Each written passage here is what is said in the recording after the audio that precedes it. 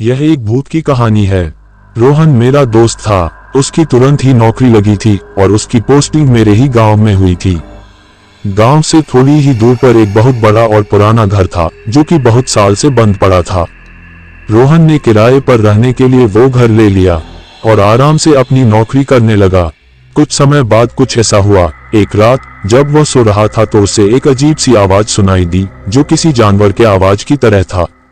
शुरुआत में रोहन उस आवाज पर ज्यादा ध्यान नहीं दिया, लेकिन फिर दूसरे दिन भी उसे वही आवाज दोबारा सुनाई देने लगी। फिर वो सोचने लगा कि इस घर में कोई भूत है जो मुझे डराने की कोशिश कर रहा है।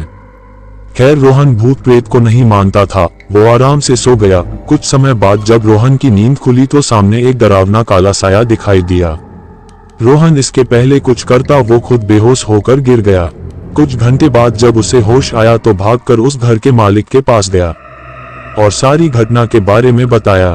फिर मालिक ने रोहन को बताया कि हमारे घर के ऊपरी मंजिल में एक भूत रहता है। बहुत साल पहले इस गांव के कुछ लोगों ने उसके साथ गलत व्यवहार करके उसकी हत्या कर दी थी। तब से लेकर आज तक उसकी लाश का पता नहीं चला है। कई लोग तो ये भी बताते थे कि रात के समय में इस रास्ते से अगर कोई जाता था तो वो भूत उसे अपने घेरे में ले लेता था और कई दिनों तक उसका पीछा नहीं छोड़ता, लेकिन उसे अभी तक कोई दिखा नहीं था। कभी कभी उसकी डरावनी आवाज सुनाई देती थी और सबकी नींद उड़ा देती थी।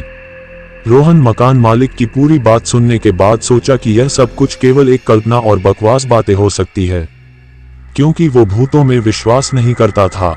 इसलिए वो वहां से चुपचाप अपने घर चला गया। कुछ दिन बाद रात के समय लगभग 11 बजे के करीब रोहन खाना खाकर टहल रहा था तो उसने देखा कि चारों तरफ अंधेरा छाया हुआ था और एकदम शांत माहौल था। फिर उसकी नजर दीवार पर गई और देखा कि घर के सारे दीवारों दरवाजों पर जानवरों की तरह कुछ निशानें बनी हुई थीं। फिर एक रात कुछ ऐसा हुआ कि उसकी रूह कांप गई। रोहन अपने घर में अकेले सो रहा था, तब उसे एक डरावनी सी आवाज सुनाई दी। रोहन नींद से उठ गया और इधर उधर देखने लगा कि कौन है जो इतनी डरावनी आवाज निकाल रहा है, लेकिन कहीं से भी कोई दिखाई नहीं दिया और थोड़ी ही देर में वो आवाज बार बार सुनाई देने लगी। जल्दी से रोहन ने अपने कमरे की लाइट जलाई तो देखा कि एक बहुत ही भयानक और डरावनी दृश्य उसके सामने खड़ा है और उसे घूर रहा है।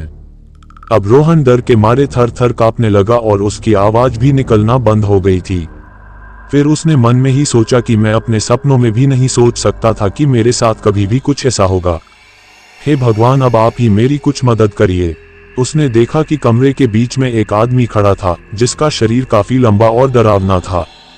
दूध की तरह उजले और लहराते बाल थे और दोनों आंखें खून से लथपथ थी। भूत को डरावने रूप में अचानक अपने सामने देखकर उसकी हालत खराब हो गई थी। रोहन ने ऐसा भयानक और डरावना भूत अपने जिंदगी में कभी पहले नहीं देखा था। जैसे तैसे करके वह उस घर से भागा। खैर उस घर से निकलने के बाद उसे ऐसा लगने लगा था कि वह सारी रात उस घर में वो अकेले नहीं था, उसके साथ शायद कोई भूत था। उसने बार बार पीछे मुड़कर देखा लेकिन कुछ नहीं था। लेकिन कुछ देर बाद फिर से सोचने लगा, कहीं ये मेरा भ्रम तो नहीं है, और उसके दिमाग में भूतों और अद्भुत चीजों की तस्वीरें आने लगी। सच्चाई जानने के लिए उसने दोबारा उस कमरे में जाने का फैसला किया, लेकिन इस बार वह अपने दोस्त को साथ लेकर गया। दोनों फिर से उस घर में पहुंचे और उन्होंने कमरे की लाइट चालू कर दी। इस बार उन्हें घर में पहले से भी ज्यादा डरावना दृश्य दिखाई दिया। दीवार के चारों तरफ लिखे हुए कुछ शब्द और तस्वीरें थीं जो उन्हें अजीब लग रही थी।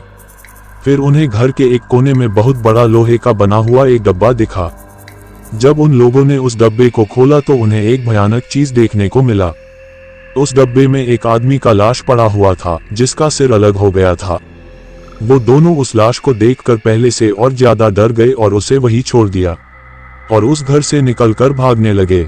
लेकिन जैसे ही दोनों वहां से भागने लगे वैसे ही उनके कानों में एक डरावनी आवाज सुनाई दी, जैसे उन्हें कोई कह रहा हो, वही रुक जाओ, यहाँ से वापस जाने का सोचना भी मत, अब तुम दोनों मेरे शिकार बन गए हो, रुक जाओ वहीं पर, नहीं तो मैं तुम्हें अभी मार डालूंगा। रोहन और उसके दोस्त वहीं रुक गए और पीछे मुड़कर देखा तो उन्हें कोई नहीं दिखाई दिया, बस उसकी आवाजें सुनाई दे रही थी। फिर क्या था, वो लोग एक दूसरे का हाथ पकड़ा पर वहां से भागते हुए उस घर से कहीं दूर रुके। थोड़ी ही देर में सुबह हो गई। दोनों दोस्त गांव में गए और डरते हुए उन्होंने अपनी घटना सारे गांव वालों से बताई और उन लोगों को सावधान करवाया कि गलती से भी कोई इस घर में न जाए। हम लोग तो जैसे तैसे करके वहां से भाग गए, लेकिन अब दोबारा कोई वहां गया तो शायद वो जिंदा वापस न आए। आप लोग कभी मत जाइएगा। और रोहन उसी दिन अपना पोस्टिंग किसी और जगह करवाया और उसी दिन वहां से अपना सारा सामान लेकर हमेशा हमेशा के लिए चला गया। दिन पर दिन रोहन उस घर की घटना भूलने की कोशिश करता, लेकिन वो उस घटना को कभी भी भूल नहीं पाया।